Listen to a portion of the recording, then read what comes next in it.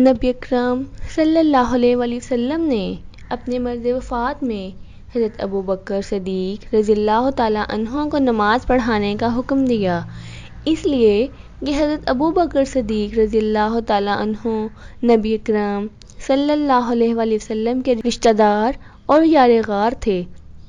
حضرت ابوبکر صدیق رضی اللہ تعالیٰ عنہ نبی اکرم صلی اللہ علیہ وسلم کے وزیر تھے، نیز آپ رضی اللہ تعالیٰ عنہ کا شمار گہرے دوستوں میں کیا جاتا تھا، اور آپ رضی اللہ تعالیٰ عنہ تمام لوگوں سے افضل تھے۔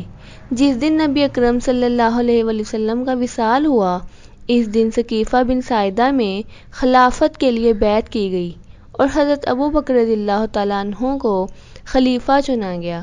ہم اس واقعہ کے مشہور اور طویل ہونے کی بنا پر اس کی تفصیل سے گریز کرتے ہیں۔ حضرت ابوبکر رضی اللہ تعالیٰ عنہ نے خلیفہ بنتے ہی بہت اچھے کام کیے۔ بہت جلد یمامہ کو فتح کر لیا، عراق، شام اور دیگر شہروں میں اسلامی حکومت قائم کر دی۔ حضرت ابوبکر رضی اللہ تعالیٰ عنہ بڑی شان والے، زاہد، متقی امام، حلیم، وقار سے بھرپور، بہادر، صابر، رحیم اور دیگر صحابہ اکرام رضی اللہ اجمعین میں بے نظیر شخصیت تھے۔ جب نبی اکرم صلی اللہ علیہ وسلم کی وفات ہوئی تو ایک شور و ہنگامہ برپا ہو گیا، عرب مرتد ہونے لگے، منکری زکوٰۃ پیدا ہو گئے، تو حضرت ابوبکر رضی اللہ تعالیٰ عنہ نے تمام صحابہ اکرام کو جمع کر کے ان سے مشورہ کیا۔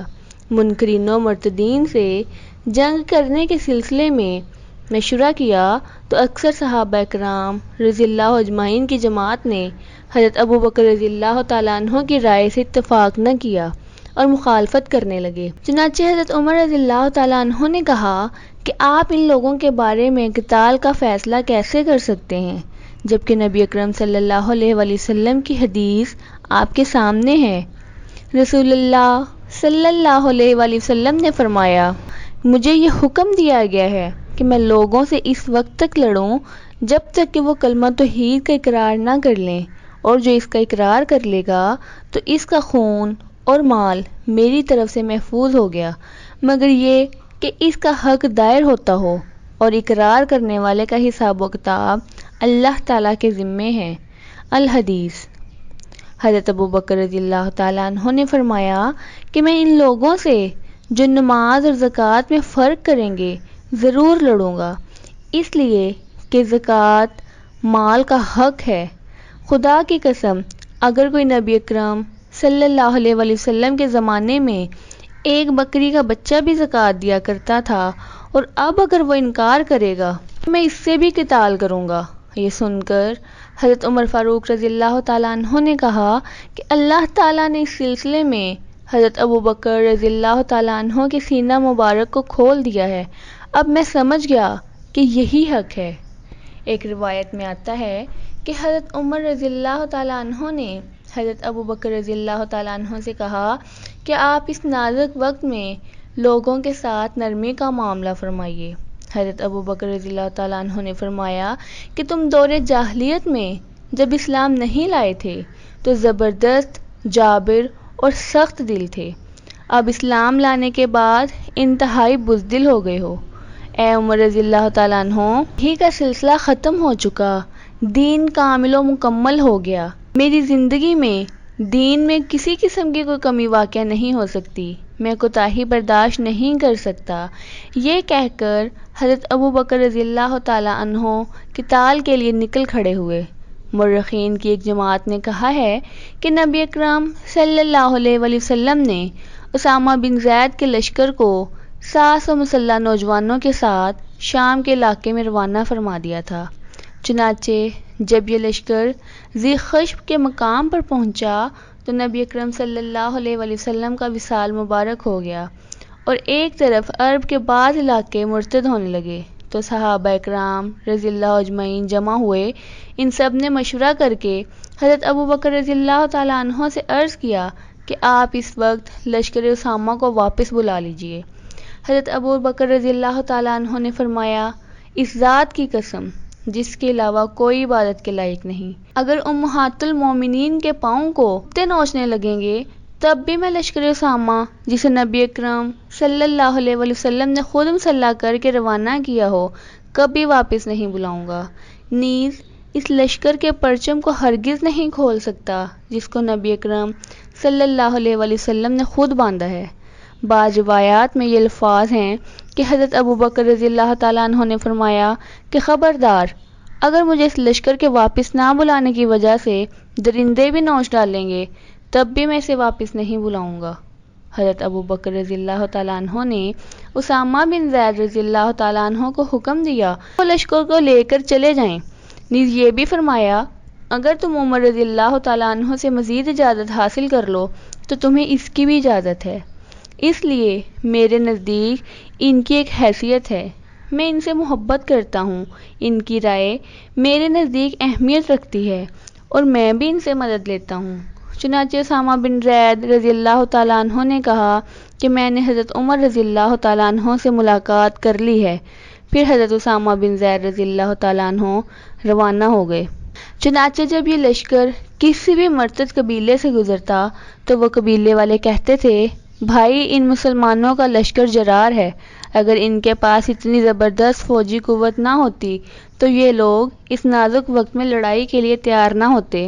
چنانچہ لشکر اسامہ رضی اللہ تعالیٰ عنہ نے رومیوں سے جنگ کی اور رومیوں کو زبردست شکست دی، رومیوں کے بہت سے لوگ مارے گئے، بالآخر لشکر اسامہ فتح و نصرت کے ساتھ واپس آ گیا۔ حضرت عائشہ صدیقہ رضی اللہ تعالیٰ عنہ فرماتی ہیں کہ میرے والد محترم ابوبکر رضی اللہ تعالیٰ عنہ ارتداد کے دن تلوار لہراتے ہوئے اپنی سواری پر سوار ہو کر باہر تشریف لائے۔ اچانک حضرت علی رضی اللہ تعالیٰ عنہ تشریف لائے اور انہوں نے والد محترم کی سواری کی لگام پکڑ لی اور کہا کہ میں آپ سے وہی بات کرتا ہوں جو غزوہ احد کے دن رسول اللہ صلی اللہ علیہ وسلم نے آپ سے فرمایا تھا کہ آپ اپنی تلوار کو نیام میں کر لیں۔ آپ رضی اللہ تعالیٰ عنہ اپنی وجہ سے ہمیں رنجیدہ نہ کریں، خدا کی قسم اگر آپ رضی اللہ تعالیٰ عنہ کی وجہ سے ہمیں کوئی تکلیف پہنچی تو پھر آپ رضی اللہ تعالیٰ عنہ کے بعد اسلام کا نظام کبھی درست نہیں ہو سکتا۔ ابن قتیبہ کہتے ہیں کہ سوائے چند لوگوں کے سارا عرب مرتد ہو رہا تھا۔ حضرت ابوبکر رضی اللہ تعالیٰ عنہ نے ان کے خلاف جہاد کا اعلان کیا یہاں تک کہ وہ درست ہو گئے۔ حضرت ابوبکر رضی اللہ تعالیٰ عنہ نے یمامہ کو فتح کیا اور وہیں مدی نبوت مسلمہ کذاب کو قتل کیا، پھر صفا میں رہنے والے الانصار کذاب کو بھی قتل کر دیا اور اس کے بعد شام اور عراق پر لشکر کشی کی گئی۔ ابو رجال طاری کہتے ہیں کہ میں مدینہ منورہ گیا اور میں نے دیکھا کہ تمام لوگ جمع ہو رہے ہیں۔ ان میں ایک شخص کو دیکھا کہ وہ ایک شخص کے سر پر بوسہ دے رہا ہے اور یوں کہہ رہا ہے کہ میں تم پر فدا ہو گیا ہوں، خدا کی قسم اگر آپ نہ ہوتے تو ہم تباہ و برباد ہو جاتے۔ ابو رجا کہتے ہیں کہ میں نے لوگوں سے پوچھا بوسہ دینے والا شخص کون ہے؟